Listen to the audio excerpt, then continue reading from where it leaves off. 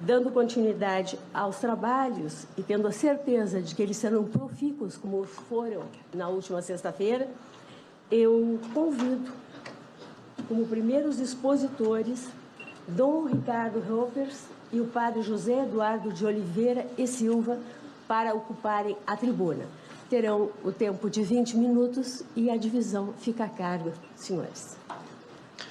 Ricardo Ropers é doutor em Teologia Moral pela Academia Alfonsiana da Universidade Lateranense, em Roma, na Itália, mestre em Bioética e em Educação, especialista em Bioética pela Faculdade São Camilo e especialista em Linguagem e Catequese Especial, Instituto Monsenhor Raspante, Argentina, graduado em Teologia, licenciado em Filosofia pela Universidade Federal do Paraná. Dom José Eduardo de Oliveira e Silva é licenciado em Filosofia pelo Centro Universitário Assunção e doutorado em Teologia pela Pontifícia Universidade da Santa Cruz, em Roma.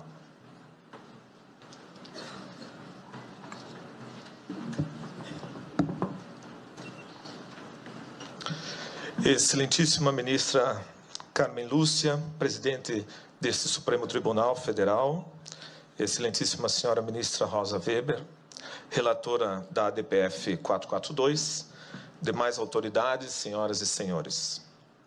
Eu quero iniciar com um ato de agradecimento à senhora excelentíssima ministra Rosa Weber, que no primeiro dia e hoje também desta audiência, a senhora reconheceu que trata-se de um tema jurídico delicado, sensível, altamente polêmico, enquanto envolve razões de ordem ética, moral e religiosa. Mas, infelizmente, querem nos desqualificar como fanáticos e fundamentalistas religiosos que impõem sobre o Estado laico uma visão religiosa.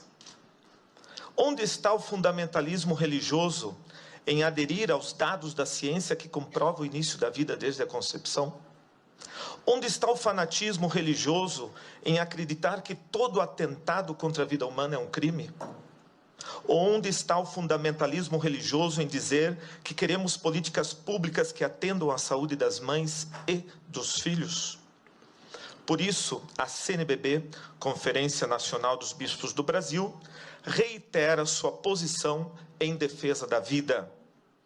Esta vida humana, com toda a sua integralidade, dado científico, com toda a dignidade, artigo 1º da Constituição, com toda inviolabilidade, artigo 5º da Constituição, desde sua concepção até a morte natural. Isso é o mínimo de razoabilidade aceitável que nos permite estar aqui para discutirmos este tema com a recto ratio. Não podemos tratar o assunto negando, deletando, ignorando a existência do bebê. Parece que estamos falando de uma vesícula biliar, de um rim, de um adendo que precisamos extirpar, que está causando a morte das mulheres. O foco está errado. Se é um problema de saúde pública, deve ser tratado e solucionado como tal. Mas não foram poucas vezes que eu vi nesta audiência a ideia de que é necessário que a mulher supere e transcenda a imposição do papel materno. A ideia do desengravidar as mulheres. Isso, excelentíssima ministra, não tem nada a ver com os artigos 124 e 126 do Código Penal. A questão jurídica dos números 124 e 126 foi recepcionada, sim, por todas as mães que pensaram em abortar, mas não fizeram, lembrando que é um atentado contra a vida. Se negarmos isso, negaremos a capacidade de discernimento de todas as mulheres que optaram por não abortar para salvaguardar os seus filhos. O desacordo não é jurídico. Desabilitando os já referidos números do Código Penal, este Supremo Tribunal Federal estaria desacreditando na consciência reta que tutela a vida mais frágil e inocente que é a vida do bebê. O problema é que ninguém quer nominar esse inocente. Ele está apagado, deletado dos nossos discursos para justificar esse intento em nome da autonomia e liberdade da mulher. Mas a criança em desenvolvimento, na 12ª semana, é uma pessoa, uma existência, um indivíduo real, único, irrepetível. E provavelmente, naquele momento, a mãe já escolheu o nome para o seu filho. Se é uma questão de saúde, e a palavra saúde vem de salus, do latim, significa salvar, a lei teria que proteger a mãe e o filho proporcionalmente. Como esse Supremo Tribunal Federal vai explicar a permissão da pena capital a um ser humano inocente e indefeso para justificar a nossa incapacidade de políticas públicas de proteção à saúde reprodutiva da mulher? É assim que o Supremo Tribunal Federal vai garantir a inviolabilidade do direito à vida, dando uma arma chamada autonomia, para que homens e mulheres, no seu bel prazer, interrompam a vida das crianças até a 12ª semana, sem precisar dar nenhuma satisfação do seu intento predatório. Esperamos que não, pois o direito à vida é o mais fundamental de todos os direitos. Por isso, mais do que qualquer outro, deve ser protegido. Ele é um direito intrínseco à condição humana e não uma concessão do Estado. Os poderes da República têm a obrigação de garanti-lo e defendê-lo. E não compete a nenhuma autoridade pública reconhecer seletivamente o direito à vida, assegurando a alguns e negando a outros. Essa discriminação é iníqua e excludente. Então, poderíamos nos perguntar o que fazer? Urge combater as causas do aborto, através da implementação e aprimoramento de políticas públicas que atendam eficazmente as mulheres, nos campos da saúde, da segurança, da educação sexual e entre outros, especialmente nas localidades mais pobres do Brasil. Mas isso não é matéria para ser discutida nessa Suprema Corte, e sim no Legislativo. Em todo caso, eu convido a senhora, excelentíssima ministra Rosa Weber, que antes de tomar sua decisão, conheça pessoalmente ao menos uma das casas pró-vida que começam a se espalhar pelo Brasil. Nelas, a senhora não vai encontrar só mulheres que recepcionaram os números 124 e 126 do Código Penal, mas também encontrará os seus filhos, que elas não abortaram, dizendo: obrigado, porque vocês me deixaram viver. A senhora poderá mostrar ao mundo que nenhuma sociedade democrática está condenada e obrigada a legalizar o aborto por pressões externas. Poderá mostrar que nosso país não se rebaixa para interesses estrangeiros sobre a nossa soberania. Nós também somos capazes de produzir projetos sociais alternativos para ajudar as mães a gerar e cuidar dos seus filhos. Essas iniciativas já estão demonstrando que é muito mais eficaz, menos oneroso ao Estado e altamente salutar às mães. Porque é muito pior dar um trauma a mais a esse drama pelo resto de suas vidas. É uma pena que o Estado e muitas instituições ficaram tão obcecados e limitados com a estreita visão do aborto e da sua legalização, que se pensássemos o uso dessas verbas para projetos alternativos de cuidado e acompanhamento de casas de acolhida, hoje estaríamos com uma visão diferenciada. Algumas destas casas, Casa Pró-Vida Mãe Imaculada em Curitiba, Casa Luz em Fortaleza, Casa Mater Rainha da Paz em Canoinhas, Associação Guadalupe em São José dos Campos e muitas outras que eu passei a lista. Nós estamos aqui porque fazemos parte da maioria dos brasileiros que são movidos sim pela fé em Deus, mas também pelo cuidado e defesa da vida. Por essa fé não medimos esforços nos gestos de verdadeira solidariedade, justiça e fraternidade. Pedimos como CNBB que essa Suprema Corte não permita a descriminalização do atentado contra a vida nascente. Em nome de muitas mulheres que infelizmente morreram por causa do aborto, aqui foram lembrados no último dia, são perdas irreparáveis. Mas, nesse momento, a minha homenagem é para as crianças que morreram com suas mães e que não sabemos os seus nomes, mas com certeza suas mães já o sabiam.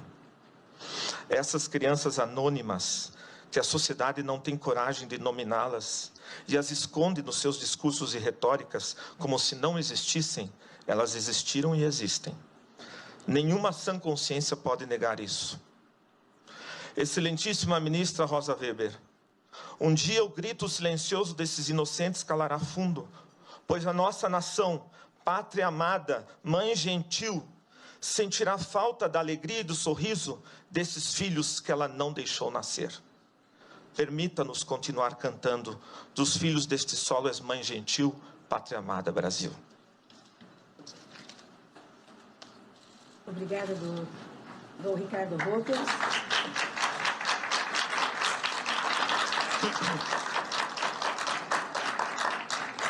O padre José Eduardo agora continua falando em nome da Conferência Nacional dos Bispos do Brasil, a CNBB. Excelentíssima Presidente Carmen Lúcia, excelentíssima Ministra Rosa Weber, nas pessoas de quem saúdo os demais integrantes da mesa, os colegas expositores. Acerca do aborto, a Conferência Nacional dos Bispos do Brasil pronunciou-se de maneira absolutamente inequívoca por diversas ocasiões, reiterando, abre aspas, sua posição em defesa da integralidade, inviolabilidade e dignidade da vida humana desde a sua concepção até a sua morte natural, e condenando, assim, todas e quaisquer iniciativas que pretendam legalizar o aborto no Brasil. Fecha aspas.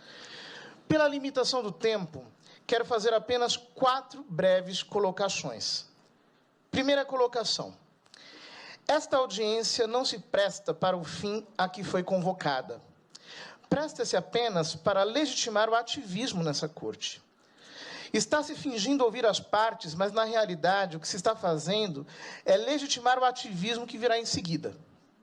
A prova disso é que os que defendem o reconhecimento do aborto como direito tiveram bem mais do que o dobro do tempo e bem mais do que o dobro de representantes do que os que defendem a posição contrária. Isso não respeita o princípio do contraditório que está expresso na Constituição Federal, cujo artigo 5º, inciso 55, estabelece que aos litigantes em processo judicial ou administrativo são assegurados o contraditório, a igualdade das partes no processo e a ampla defesa. Esta audiência, ao contrário, é parcial. A própria maneira pela qual está sendo conduzida viola a Constituição. Segunda colocação. A ADPF 442 sequer deveria ser aqui processada. Deveria ter sido indeferida de plano e imediatamente. A petição inicial é inepta, porque a Lei 9.882/99, que é a lei que rege as ADPFs, estabelece como requisito essencial para o processamento que a petição inicial venha instruída por controvérsia. O artigo 1º da mencionada lei estabelece que, abre aspas, caberá arguição de descumprimento de preceito fundamental quando for relevante o fundamento da controvérsia constitucional sobre lei ou ato normativo. O artigo 3º estabelece que, abre aspas, a petição inicial deverá conter a comprovação de existência de controvérsia relevante sobre a aplicação do preceito fundamental que se considera violado. Fecha aspas. Ora, é fato evidente que, desde 1988, nunca houve controvérsia alguma sobre a constitucionalidade da norma impugnada. A controvérsia foi artificialmente fabricada no voto do habeas corpus 124.306, redigido pelo ministro Barroso, ex-advogado de organizações que defendem a despenalização do aborto. Até o voto, não havia, em qualquer obra de direito constitucional ou penal, nenhum registro de suspeita de inconstitucionalidade da norma. Terceira colocação. O Supremo Tribunal Federal não pode legislar. E, neste caso, já não estamos nem mais falando em legislar, mas em usurpar o poder constituinte originário. O artigo 5º da Constituição estabelece que a inviolabilidade do direito à vida é cláusula pétrea, e seu parágrafo 2º estabelece que os direitos e garantias expressos na Constituição não excluem outros decorrentes do regime e dos princípios por ela adotados. Ou seja, proíbe qualquer interpretação restritiva dos direitos consignados neste artigo, inclusive o direito à vida. As únicas restrições ao direito à vida são aquelas estabelecidas no próprio texto da Constituição. Portanto, nem o Congresso poderia diminuir esses direitos, muito menos o Supremo Tribunal Federal. Por esses motivos, tanto esta audiência pública quanto este processo não são legítimos. Quarta colocação. A Comissão Episcopal da Pastoral Familiar da CNBB, em artigo publicado na última sexta-feira, analisou os discordantes números aqui apresentados sobre as estatísticas do aborto. Esses números acabaram se tornando a base de quase todas as apresentações da audiência da sexta-feira. Dezenas de representantes de organizações falaram em 1 milhão de abortos por ano e de 500 mil abortos por ano.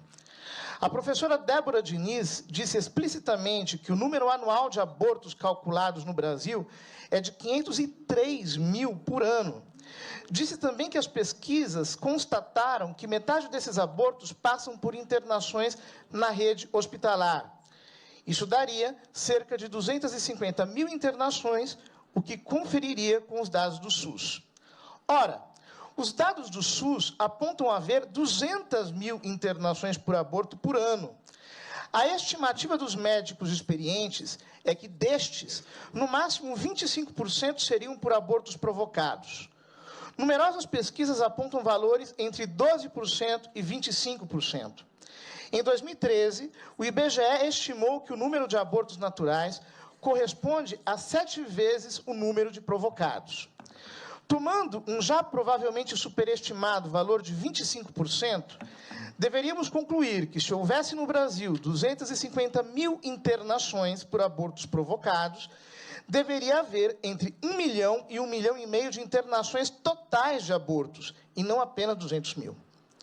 Além disso, os livros de obstetrícia e patologia afirmam que o número de abortos naturais, ocorridos em sua maioria no final do primeiro trimestre, é cerca de 10% do número de gestações, a maioria dos quais passam pelo SUS. Se as internações por aborto fossem 1 milhão ou 1,5 milhão, o número de nascimentos no Brasil deveria ser 10 vezes maior. Nasceriam no Brasil entre 10 a 15 milhões de crianças por ano, mas só nascem 2 milhões e 800 mil. A realidade é que dos 200 mil abortos atendidos pelo SUS, no máximo 50 mil são abortos provocados. Provavelmente bem menos. Então, no máximo, há 100 mil abortos provocados por ano no Brasil. Os números que foram aqui apresentados são 10 ou mais vezes maiores do que a realidade. Toda esta inflação é para poder concluir que onde se legalizou a prática, realizaram-se menos abortos do que no Brasil. Mas na Alemanha, se praticam 120 mil abortos por ano. A Alemanha possui apenas 80 milhões de habitantes. Se a Alemanha tivesse 200 milhões, como o Brasil, ali haveria 300 mil abortos por ano, 3 vezes mais que o Brasil. Na Espanha, se praticam 100 mil abortos por ano. A Espanha tem apenas 45 milhões de habitantes. Se possuísse 200 milhões, ali se praticariam 400 mil abortos por ano, 4 vezes mais que o Brasil. Os Estados Unidos têm 320 milhões de habitantes e 900 mil abortos por ano. Se tivessem 200 milhões de habitantes, praticariam 600 mil abortos por ano, 6 vezes mais que o Brasil. O Reino Unido tem 60 milhões de habitantes e 200 mil abortos por ano. Se tivesse 200 milhões de habitantes, praticaria 700 mil abortos por ano, 7 vezes o número do Brasil. A Suécia tem 10 milhões de habitantes e pratica 40 mil abortos por ano. Se tivesse 200 milhões de habitantes, praticaria 800 mil abortos, 8 vezes mais que o Brasil. A Romênia, de que tanto se falou aqui, possui 20 milhões de habitantes e pratica 90 mil abortos por ano. Se tivesse 200 milhões, faria 900 mil abortos por ano, 9 vezes mais que o Brasil. A China, com 1 bilhão e 300 milhões de habitantes e 7 milhões e 400 mil abortos, se tivesse a população do Brasil, faria 1 milhão e 200 mil abortos por ano, mas isto é 12 vezes o número do Brasil. A Rússia possui 140 milhões de habitantes e 1 milhão e meio de abortos por ano, isto é 23 vezes mais do que no Brasil. Em todos estes países, o aborto foi legalizado. Praticam até 3 a 23 vezes mais abortos que o Brasil. Se examinarmos as estatísticas de outros países de que temos dados confiáveis e onde o aborto está legalizado, como a Geórgia, Cazaquistão, Cuba, Estônia, Hungria, Ucrânia, Islândia, Dinamarca, Noruega, Turcomenistão, Nova Zelândia, Coreia do Sul, França, Israel, Grécia, Portugal, Finlândia, África do Sul, Bélgica, Lituânia, Japão, Itália, Taiwan, Suíça, Uzbequistão, Canadá, Austrália, Holanda e outros, obteremos dados em tudo semelhantes. A conclusão é que, exatamente ao contrário do que foi sustentado aqui pelos que estão interessados em promover o aborto, quando se legaliza o aborto, o número de abortos aumenta e não diminui. É no primeiro mundo onde se praticam mais abortos e não no Brasil. Por favor, não mintam para o povo brasileiro. Não subestimem a democracia. Democracia não é somente voto. Os brasileiros estão vendo o que está acontecendo aqui. Sabem o teatro que está sendo armado. E sabem como fazer valer seu papel no regime democrático. Muito obrigado.